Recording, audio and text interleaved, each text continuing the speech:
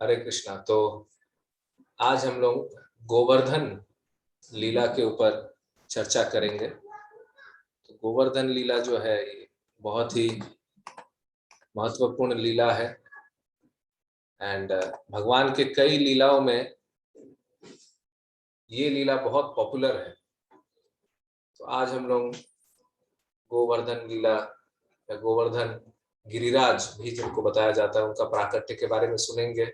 And इस लीला में क्या क्या घटनाएं हुई थी उसके बारे में भी जानने का प्रयास करेंगे। तो जब भगवान श्रीमती राधा रानी को रिक्वेस्ट कर रहे थे कि इस मटेरियल वर्ल्ड में, भौतिक जगत में उनको आना चाहिए ऐसा, तो वो बोली थी कि ठीक है, मैं शर्त रहेंगे मेरे, अगर आप पूरे करोगे तो मैं आऊंगी। तो क्या 3 शर्त है वो बतलाती है कि 3 चीजें होने चाहिए तभी मैं प्रकट होंगी इस धराधाम में। तो पहला है यमुना देवी होनी चाहिए। दूसरा है ब्रज रज होना चाहिए। तीसरा है गिरिराज या गोवर्धन होने चाहिए, तब मैं प्रकट होंगी इस धराधाम में। तो उससे भी हम अनुमान लगा सकते हैं ये जो गोवर्धन है ये कितना श्रेष्ठ है। तो गोवर्धन जो है मूल रूप से इनकी अगर परिभाषा दी जाए तो गोवर्धन जी महाविष्णु के अवतार भी माने जाते हैं। ऐसा भी बताया जाता है कि कृष्ण ही गोवर्धन बन गए ऐसा। दूसरा है कि वो हरिदास वर्य है। हरिदास वर्य शब्द का अर्थ है कि हरि के जो दास है, भगवान के जो दास है, उनमें जो सबसे श्रेष्ठ है उनको बोला जाता है हरिदास वर्य। तो हरिदास वर्य है कौन? गिरिराज महाराज। और तीसरा कारण बताते हैं कि श्रीमती राधा रानी जो है, श्रीमती राधा रानी का जो प्रेम है, उस प्रेम को अगर सबसे गाढ़ा रूप किया जाए, उस प्रेम को अगर हम एक पात्र में ले और उसे उबालते रहे तो सबसे जो सॉलिडिफाइड स्टेट होगा, जो सबसे गाढ़ा प्रेम मिलेगा हमें, या जो पत्थर के समान है, जो रॉक फॉर्म में है, वो है गिरिराज ऐसा। तो गिरिराज को इस प्रकार से भी समझाया गया है। तो ये 3 मुख्य चीजों के द्वारा समझाया गया। एक तो वो महाविष्णु के अवतार है, दूसरा वो हरिदास वर्य है, हरिदासों में श्रेष्ठ है, तीसरा श्रीमती राधा रानी के प्रेम का वो पत्थर के मूर्तिमान स्वरूप है। हाँ, इस प्रकार से समझाया गया है गिरिराज को। तो गिरिराज के ब्रज में प्रवेश करने का कारण अभी हम लोग चर्चा करेंगे। तो आप लोग जानते हैं कई ऋषियों में एक ऋषि का नाम है पुलस्त ऋषि। तो पुलस्त ऋषि काशी के थे और वहां पर उनको तपस्या करना था। तो वो तपस्या के लिए कुछ फेवरेबल एटमॉस्फेयर खोज रहे थे, कुछ पहाड़ इत्यादि होगा तो वहां पर बैठ के आराम से तपस्या कर सकेंगे। तो वो द्रोणगिरी के वहां पहुंचे। द्रोणाचल पर्वत है, उनके पास जाकर पूछे कि आपके पास ऐसा कोई पहाड़ है क्या जो आप मुझे दे सको, ताकि मैं उसके ऊपर बैठकर मैं ध्यान कर सकूं भगवान का ऐसा। तो कई प्रकार के पर्वत उन्होंने दिखाया परंतु कोई पसंद नहीं आया उनको। अंत में उनको गिरिराज पसंद आए, गिरिराज भी उनके वहां थे। तो उन्होंने कहा ठीक है, मैं इसी को लूंगा। तो गिरिराज जी की एक शर्त थी, गोवर्धन की एक शर्त थी। वो क्या थी? वो ये थी कि अगर आप मुझे ले जा रहे हैं वो अच्छी बात है, काशी विश्वनाथ के वहां, परंतु अगर आप मुझे कहीं पर रख दोगे तो मैं वहीं फिक्स हो जाऊंगा, मुझे आप फिर हिला नहीं पाओगे। अगर शर्त मंजूर है तो आप मुझे ले चलो। तो वो भी सोचे कि ठीक है, कोई दिक्कत नहीं है, हम ले चलेंगे ऐसा। और पुलस्त ऋषि बहुत ही उनमें तपोबल था। एंड ऐसा वर्णन आता है कि पुलस्त ऋषि जो है वो समुद्र को इस प्रकार से पी गए थे जैसे कभी कभी स्कूल में भी बच्चे वाटर कूलर के सामने ऐसे हाथ रख के पीते हैं, तो वो ऐसे समुद्र को पूरा, क्योंकि इतना खारा है, उसको पूरा पी गए। और पुलस्त ऋषि कई सालों से मतलब जल और अन्य ये सब ग्रहण नहीं किए थे, उस हालत में थे। तो इससे भी समझ में आता है कि भगवान की जो तपस्या करता है उसमें तपोबल की मात्रा बहुत अधिक हो जाती है। तो वो ऐसे ऐसे कार्य कर सकता है कि जो आम लोगों के लिए बहुत इम्पॉसिबल लगे ऐसा।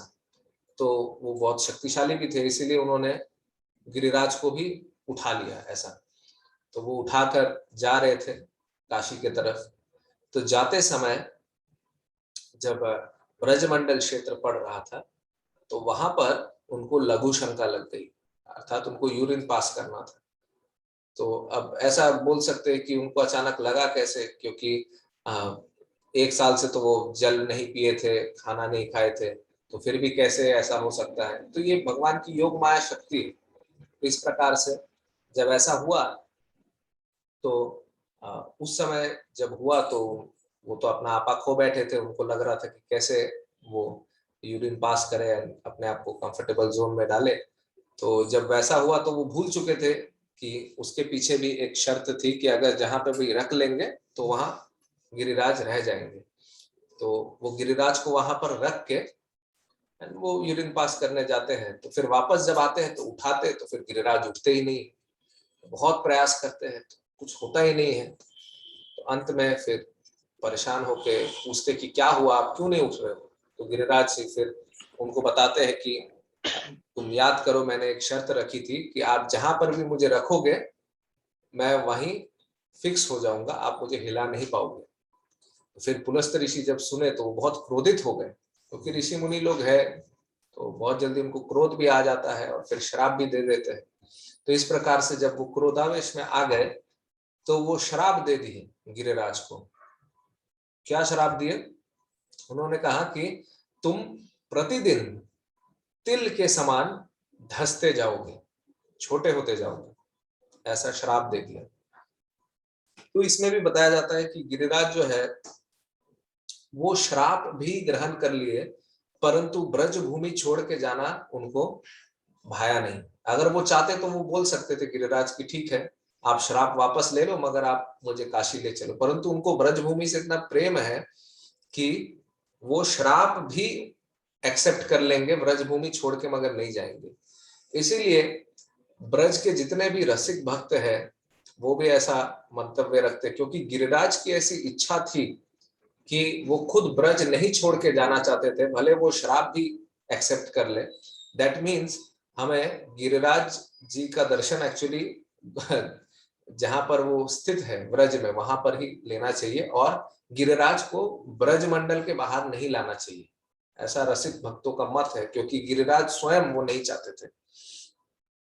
एंड फिर ऐसा भी बताया जाता है अगर कोई गिरिराज शिला लाना चाहता है तो उसको उतना ही वजन का सोना दान देना पड़ता है, तब वो ला सकता है, ऐसा होता है।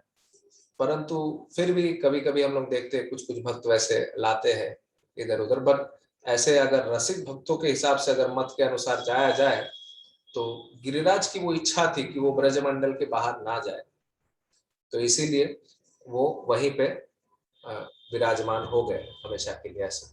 तो ये जो घटना मैं आपको बता रहा हूँ ये सतयुग की घटना थी। अब सतयुग के बाद अब गिरिराज तो वहां पर है, तो उसके बाद त्रेता आया।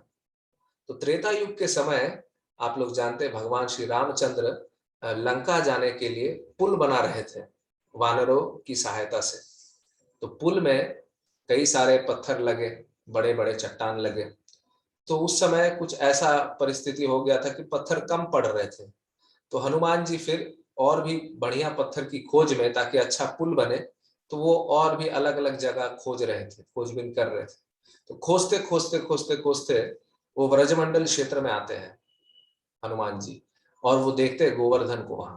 तो जैसे गोवर्धन को देखते उनको बहुत अच्छा लगता है कि बहुत सुंदर है, ये अगर डालेंगे तो बहुत हद तक हमारा ब्रिज कंप्लीट हो जाएगा। तो जैसे उनको उठाने का प्रयास करते, गिरिराज जी उठते तो है नहीं उनसे, तो बहुत कोशिश करते हैं हनुमान जी इधर से उधर से, बहुत प्रयास करते, परंतु गिरिराज जी को हिलाना असंभव था। तो उसके बाद फिर वो थक गए हनुमान जी। तो थकने के बाद फिर वो क्या कि वो एक परिक्रमा करते हैं गिरिराज जी की। तो ऐसा ऐसा बताया जाता है कि गिरिराज जी की जो पहली परिक्रमा अगर किसी ने की है, वो हनुमान जी किए थे त्रेता युग में। ऐसा तो उसके बाद जब परिक्रमा करे तो फिर वो हाथ जोड़कर प्रार्थना करे उनसे कि आप कौन है, आप क्यों उठना नहीं चाह रहे। तो फिर गिरिराज जी बताए कि मैं गोवर्धन हूँ, एंड ऐसा ऐसा घटना था, मैं उसके बाद मुझे यहीं रहना है ऐसा। तो फिर हनुमान जी ने बताया कि नहीं देखिए, ऐसा है कि भगवान रामचंद्र जी की इच्छा है कि वहां पुल बने, तो हम चाह रहे कि आप उनकी सेवा में लगे। ये जब सुने तो गिरिराज जी को बहुत अच्छा लगा। वो सोचे कि ठीक है, ये तो अच्छा डील है, तो चला जाए। तो जैसे ही वो तैयार हो गए थे चलने के लिए, तभी उस समय आकाशवाणी होती है कि पुल बन चुका है, अब हनुमान जी आप लौट आइए, गिरिराज जी को वहीं रहने दीजिए, गिरिराज जी की आवश्यकता है नहीं, पुल कंप्लीट हो गया, अब हम लंका जा सकते हैं। गिरिराज जी बहुत दुखी हो गए। तो फिर उनको भी सांत्वना देने के लिए एक आकाशवाणी हुई कि आप चिंता ना करें, इसके बाद के युग में भगवान श्री कृष्ण आएंगे और आपके ऊपर ढेर सारी लीलाएं करेंगे, और आप कई सारी लीलाओं में मुख्य किरदार में रहोगे ऐसा। तो इस प्रकार से वो भी संतुष्ट हो गए गिरिराज जी, हनुमान जी भी संतुष्ट थे, और फिर वो पुनः लौट गए और आगे फिर लंका की ओर प्रस्थान की। तो इस प्रकार से ये तो बात हो गई कैसे त्रेता युग में घटना हुई और किस प्रकार से पुल बना और फिर गिरिराज जी के पास आए।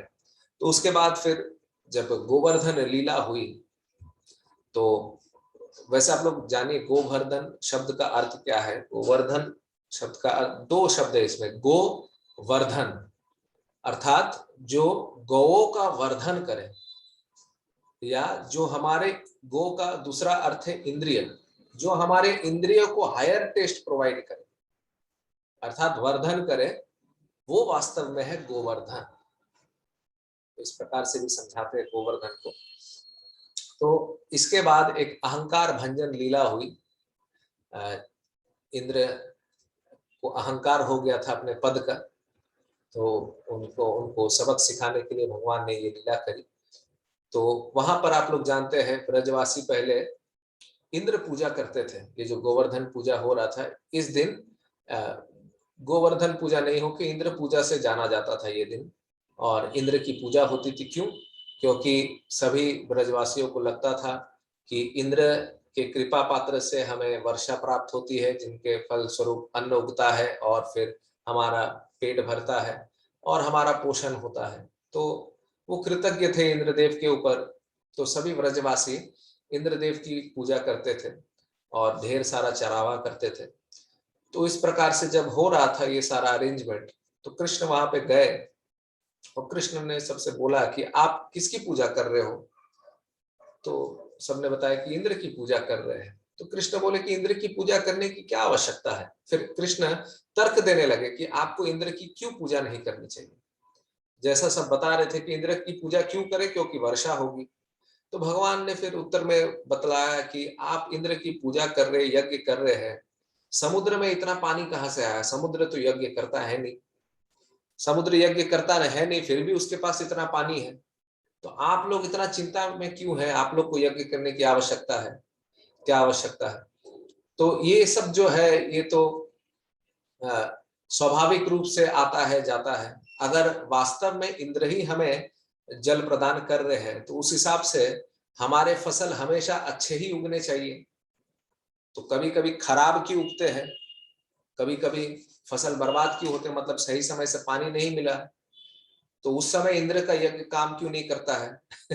तो ऐसे ऐसे तर्क भगवान देने लगे। तो भगवान बोले थे क्या आवश्यकता है इंद्र की पूजा करने की। तो वैसे तो ये सब तीन गुणों का ही खेल है।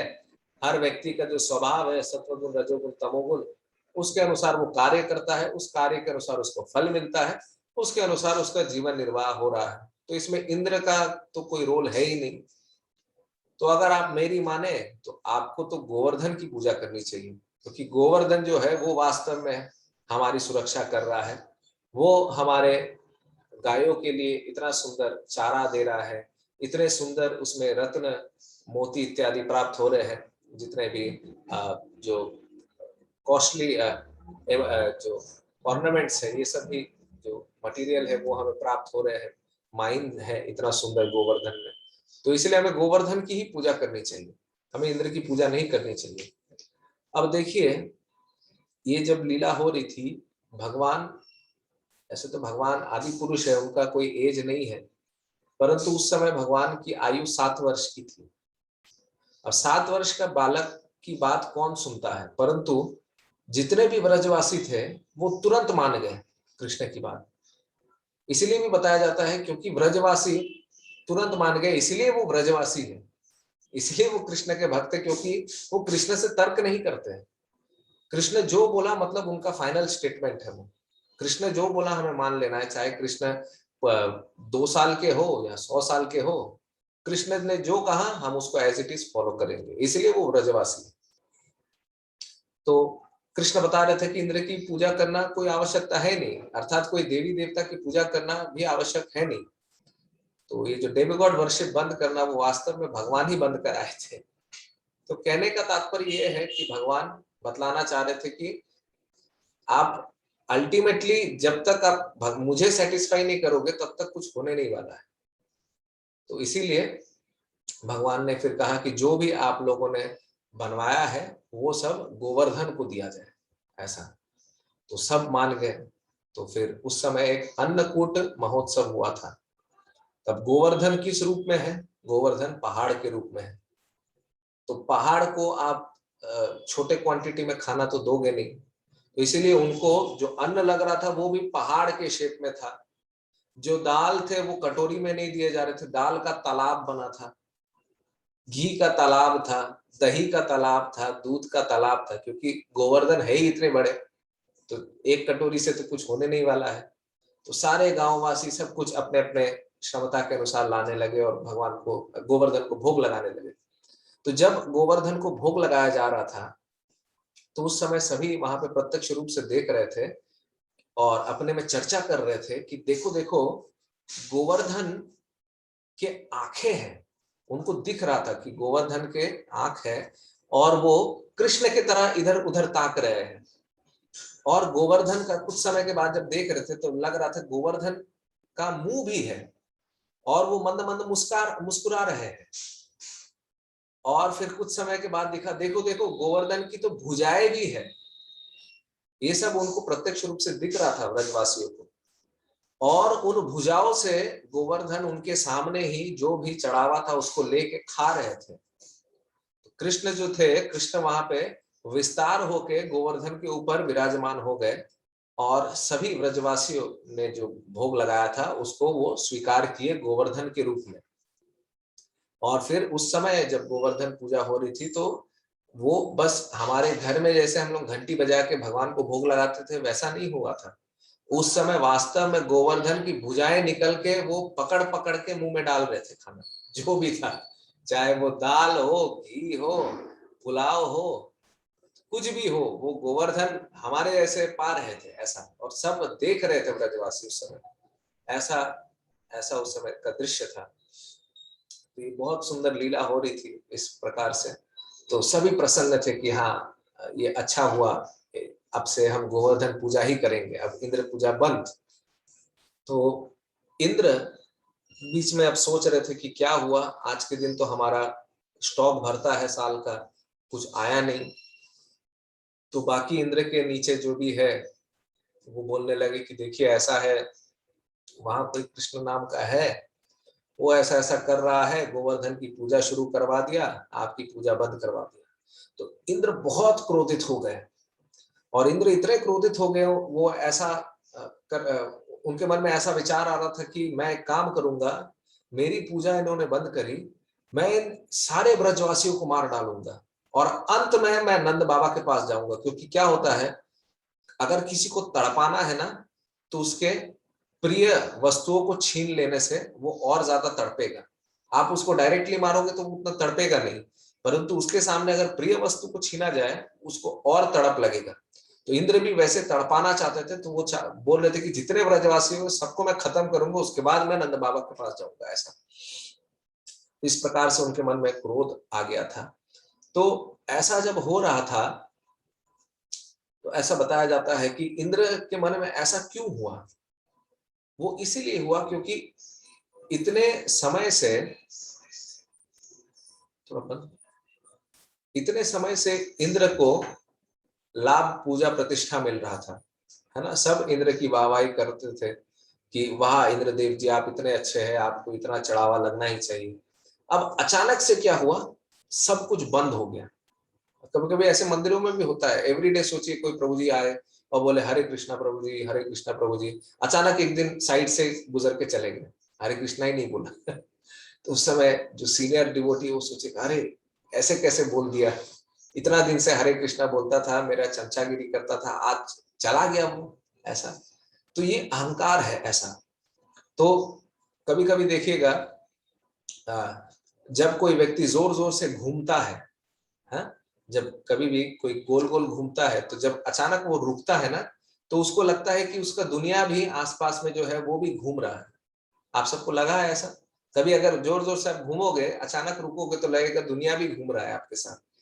तो इंद्र को भी, इंद्र के सर पर अहंकार घूम रहा था। तो अहंकार का स्पीड इतना फास्ट था, अचानक जब अहंकार रुका तो इंद्र को लगा कि दुनिया भी उसके साथ ही घूम रही है।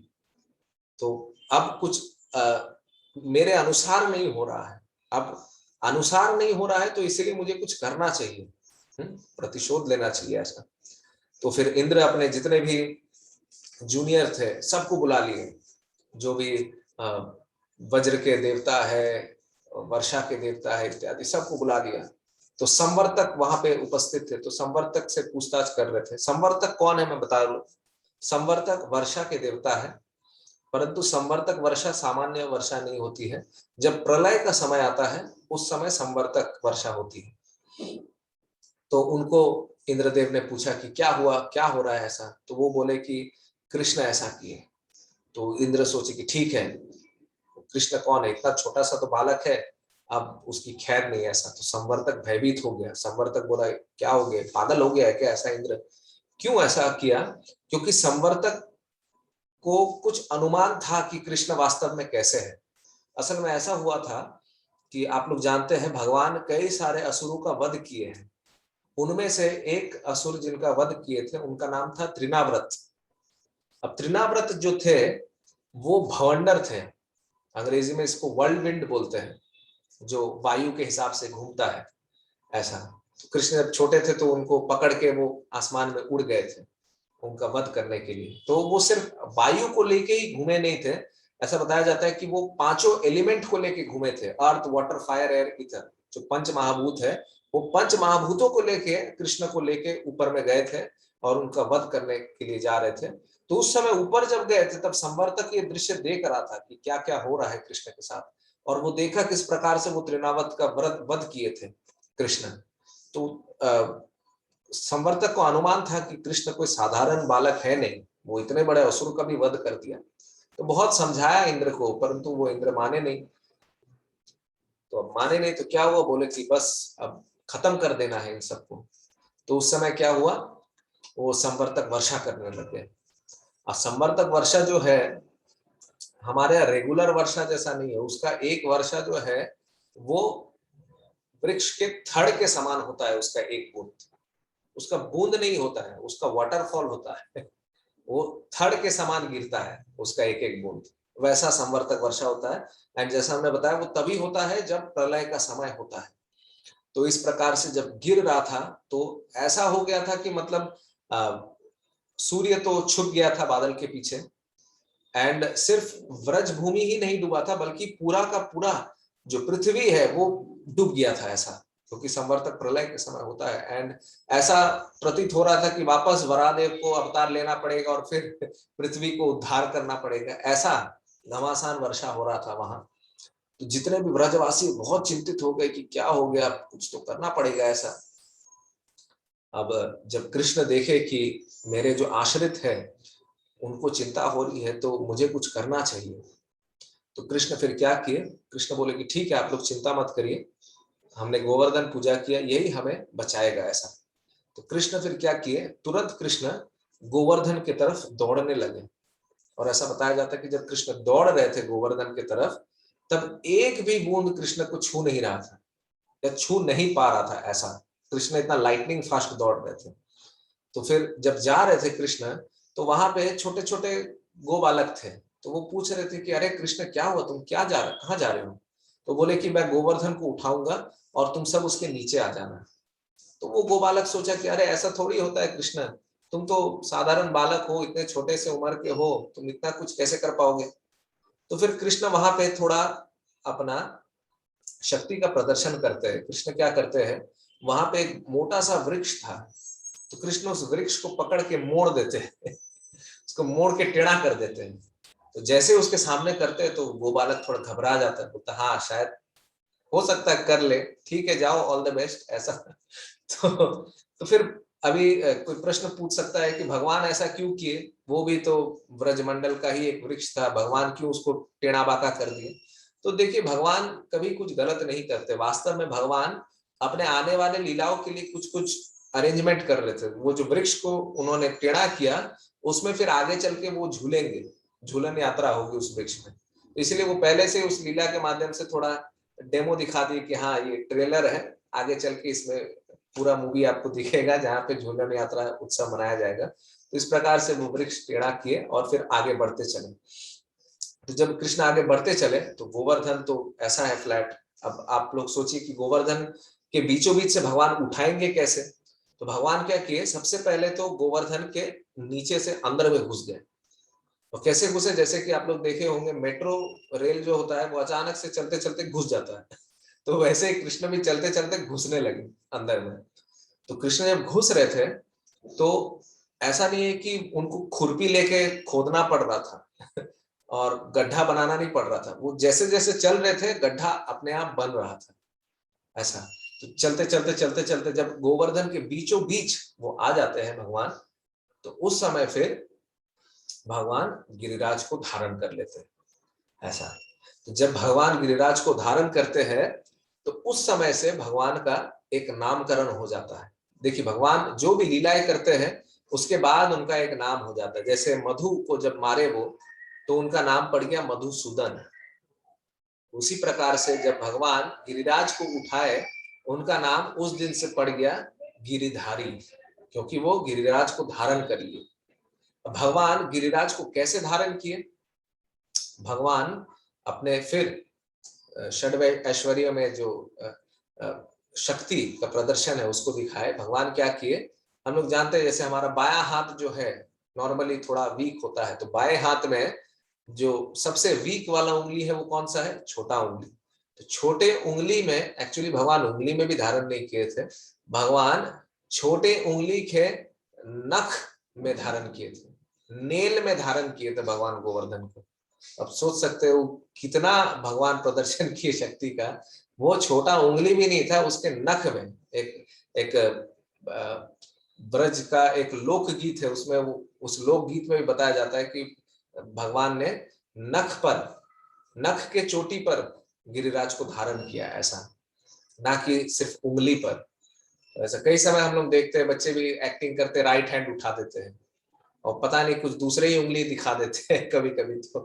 तो ये बहुतों को पता नहीं रहता। तो भगवान लेफ्ट हैंड के जो पिंकी जिसको बोलते हैं सबसे छोटी वाली उंगली के नख के चोटी पे गोवर्धन को धारण किए ऐसा।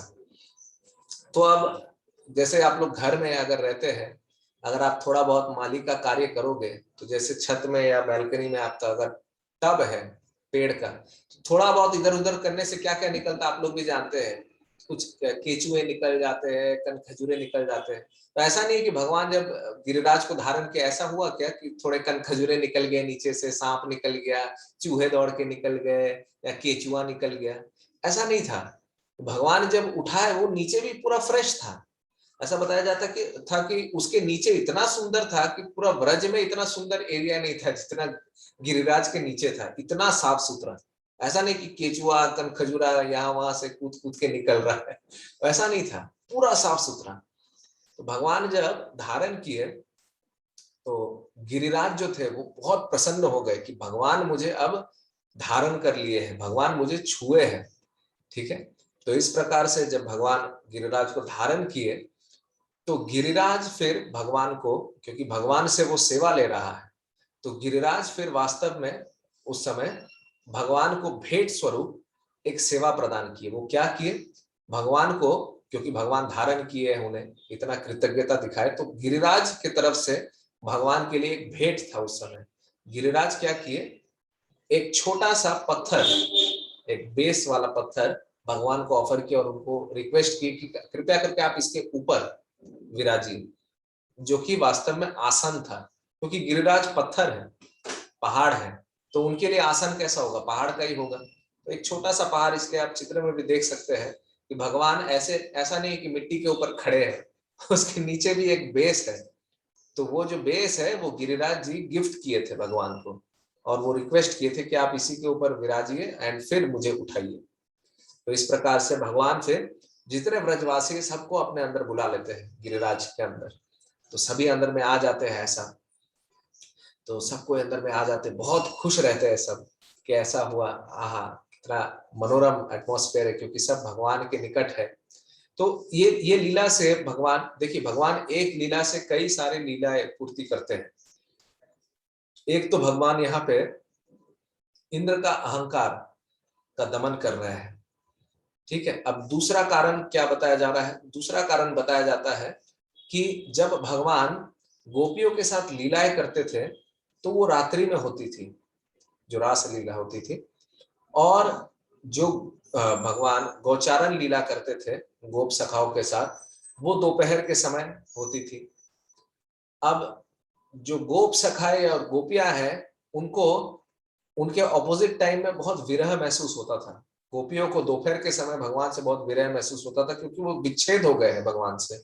उसी प्रकार से गोप सखाओं को रात्रि के समय विरह महसूस होता था। परंतु इस लीला के माध्यम से भगवान ने दोनों की इच्छाएं पूर्ति कर ली। भगवान उनको 24 घंटे का समय दे दिए। तो जो गोपियां थी वो भी भगवान को 24 घंटे निहार रही थी, और जो गोप सखाए थे वो भी भगवान को 24 घंटे निहार रहे थे। ऐसा, तो इस प्रकार से, और ऐसा बताया जाता है कि भगवान जब गिरिराज को धारण किए थे तो सभी भक्तों को ऐसा लग रहा था कि भगवान उनके तरफ ही देख रहे हैं। अब मान लीजिए आप खड़े हैं इस प्रकार से एक तरफ देखकर, तो आपके जो पीछे है तो वो आपका पीछे पिछला हिस्सा ही देख पाएगा। परंतु भगवान की लीलाओं में ऐसा नहीं होता, जो पीछे है उसको भी ऐसा लग रहा है कि भगवान उसके तरफ देख रहे हैं। ऐसा तो ये भगवान ही कर सकते हैं ऐसा। तो इस प्रकार से जब भगवान धारण किए गोवर्धन को, तो गोवर्धन जी को गुदगुदी महसूस हो रही थी। तो गोवर्धन जी को जब गुदगुदी महसूस हो रही थी तो उनके ऊपर जितने भी फूल थे वो झरने लगे, और फूल आसपास में पूरा झर के बहुत सुंदर सा एक मैट्रेस बनाया दिया उन्होंने, ताकि जितने ब्रजवासी घुसेंगे उनका स्वागत हो फूलों से। जैसे कभी कभी होता है हमारे यहाँ पे शादी पार्टी में भी फूल छिड़के जाते हैं जब दूल्हा दुल्हन आता है, या जो भी कोई वीआईपी गेस्ट आते हैं। उसी प्रकार से ब्रजवासी आ रहे तो गोवर्धन ने फूलों की एक बेड बना दी, जिसके ऊपर से वो गुजरते हुए गोवर्धन के तलहटी पर आएंगे। तो जब भगवान गोवर्धन को धारण किए तो उस समय गोवर्धन इतने प्रफुल्लित हो गए कि वो और भी वर्धन होते गए, मतलब बढ़ते गए। एंड उसमें जो वृक्ष थी वो बढ़ते बढ़ते इतनी ऊंचाई को छूने लगा कि वो इंद्रलोक में पहुंच गया उसका वृक्ष। गोवर्धन का जो वृक्ष था वो इंद्रलोक तक पहुंच गया। एंड इंद्रलोक में जितने भी वृक्ष थे वो शर्माने लगे कि इतना सुंदर वृक्ष कहां से आ गया। ऐसा, और ऐसा ही बताया जाता है कि जब गोवर्धन को भगवान धारण किए थे तो शिव जी कैलाश में जब बैठे थे तो वहां पर भी गोवर्धन प्रकट हो गए। और शिव जी सोचे कि इतना दिन उनको लगता था कि कैलाश ही सबसे सुंदर पर्वत है, परंतु ये गिरिराज तो उससे भी ज्यादा अधिक सुंदर है। तो वो भी सोच विचार में पड़ गए कि अरे ये कौन सा पर्वत है। ऐसा, तो इस प्रकार से गोवर्धन की ख्याति और भी बढ़ गई जब भगवान खुद उनको धारण करने लगे। तो इस प्रकार से जब भगवान धारण किए तो ये जो लीला थी ये 7 दिन 7 रात्रि तक चला।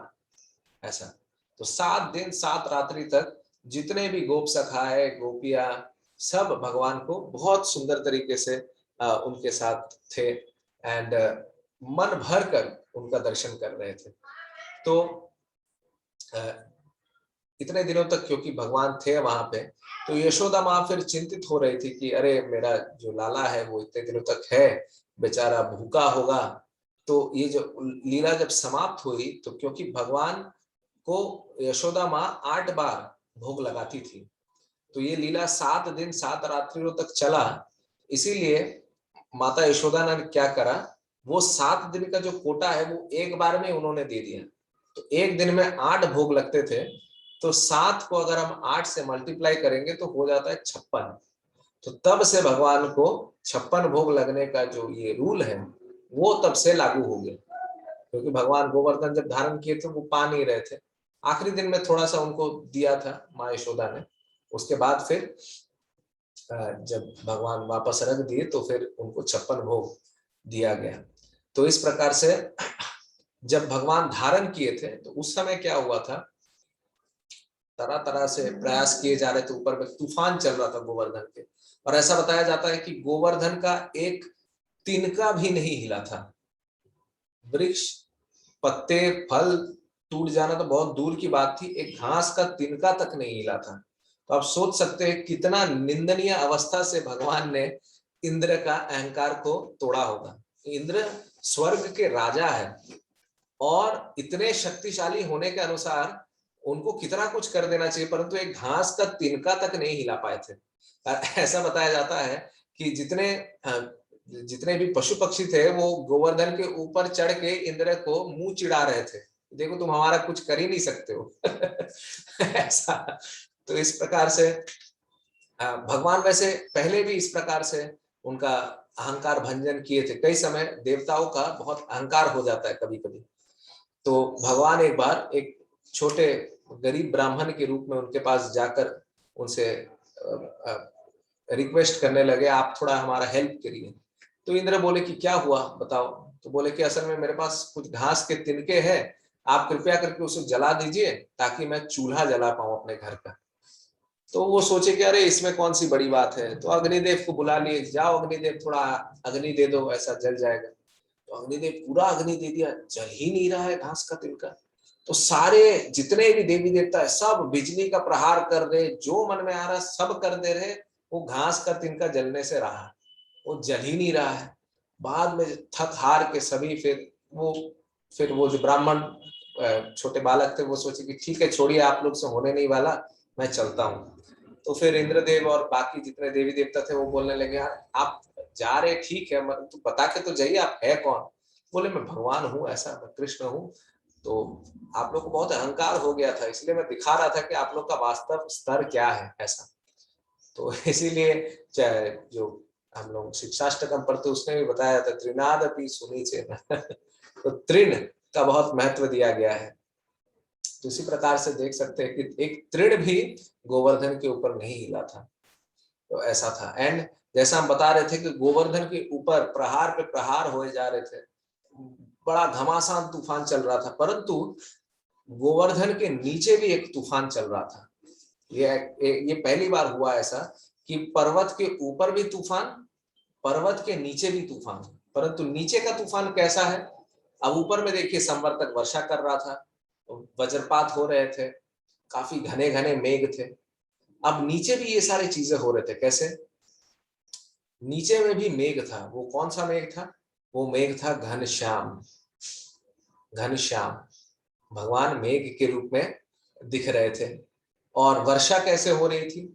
वर्षा हो रही थी, भगवान के रूप माधुर्य को सब पी रहे थे, और वो वर्षा के रूप में सभी भक्तों को प्राप्त हो रहा था। उसको जितने भक्त थे वो पी रहे थे।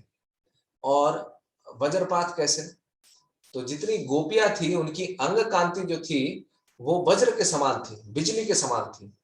तो इसीलिए नीचे में भी, पर्वत के नीचे में भी घनश्याम रूप में मेघ था, भगवान की रूप माधुर्य के रूप में वर्षा थी, और गोपियों की अंग कांति जो कि बिजली के समान है, तो बिजली भी नीचे थी। तो पहली बार ऐसा देखा गया कि पर्वत के ऊपर भी तूफान चल रहा है, पर्वत के नीचे भी तूफान चल रहा है, परंतु नीचे का जो तूफान है वो बहुत ही आनंदमय था। तो ये लीला फिर एंड कैसे हुआ? तो ऐसा हुआ, फिर भगवान अपने आप को विस्तार करके सूर्य नारायण के रूप में प्रकट हुए।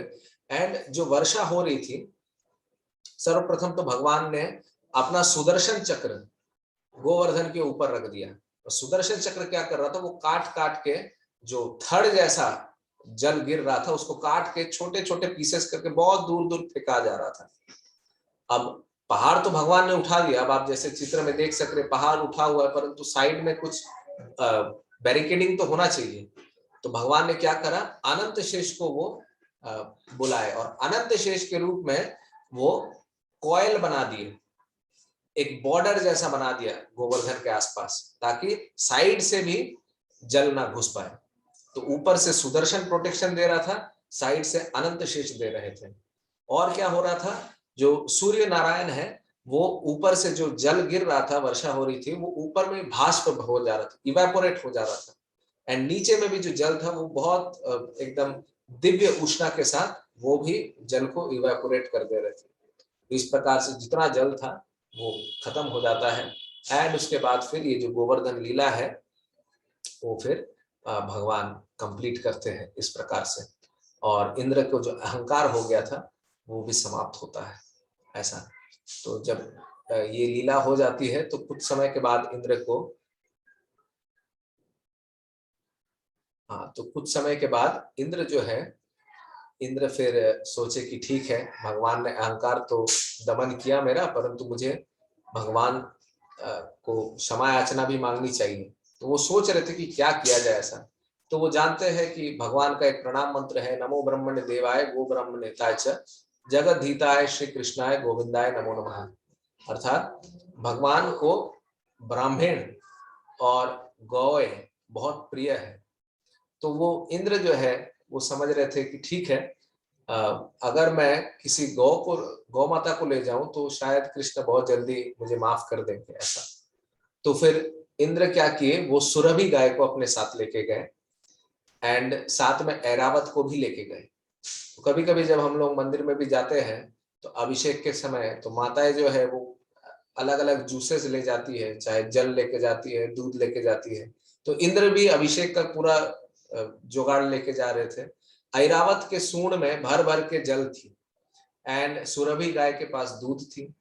तो फिर क्षमा याचना करके वहीं पे भगवान का अभिषेक होता है। और अभिषेक होने के बाद वो स्थान जो है वो एक कुंड में परिवर्तित हो जाता है, जिसका अभी नाम है गोविंद कुंड के नाम से वो जाना जाता है ऐसा, आज भी वहां पे है। तो इस प्रकार से गोवर्धन लीला जो है वो संपन्न होती है। तो गोवर्धन लीला से हमने देखा कि भगवान एक लीला से कितने सारे चीजें कर पाए। एक लीला से क्या किया भगवान ने, ये सिद्ध किया कि देवी देवता का पूजा ही सर्वोच्च नहीं है, बल्कि अल्टीमेटली तुमको मुझे भजना पड़ेगा, तभी आपके सारे कार्य संपन्न होंगे। कृष्ण ये दिखलाया और गोवर्धन के रूप में वो खुद विस्तार करके उनका भोजन पाए। फिर क्या दिखाया भगवान ने, भगवान ने लीला करके दिखाया कि अहंकार जब हो जाता है तो अहंकार भगवान कैसे इंद्र का दमन किए, वो एक लीला हुई। दूसरा फिर 56 भोग की लीला भगवान कैसे शुरुआत की वो किया। फिर भगवान ने अपना शक्ति का प्रदर्शन किया। और फिर भगवान जो गोप सखाए हैं एंड गोपिया है उनकी भी इच्छाएं पूरी की उनसे, ताकि वो हमेशा उनके साथ रह पाए ऐसा। तो इस प्रकार से भगवान एक लीला से कितने सारे लीलाएं करते हैं ये हम जान पाते हैं ऐसा। तो बहुत बहुत धन्यवाद आप सभी का।